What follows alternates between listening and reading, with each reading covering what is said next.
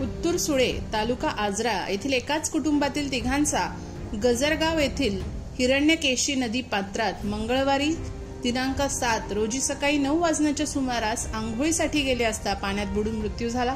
त्यामध्ये अरुण बचाराम कटाळे वय 55, उदय बचाराम कटाळे वय 52 या सख्या भावांचा व जयप्रकाश अरुण कटाळे वय 13 या तिघांचा मृत्यू झाला।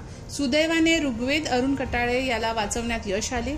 याबाबत मिळालेली माहिती अशी, यात्रेनिमित्त कटाळे कुटुंबीय एकत्र कपडे धुण्यासाठी गजरगाव येथील हिरण्यकेशी नदीच्या बंधाऱ्याजवळ मंगळवारी दिनांक 7 रोजी सकाळी लवकर गेले होते। कपडे धुवून झाल्यानंतर सर्वजण नदीमध्ये आंघोळीसाठी उतरले।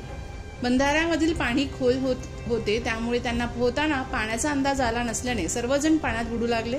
त्यातच तिघांचा बुडून मृत्यू झाला। मात्र ऋग्वेद अरुण कटाळे याला वाचवण्यात यश आले।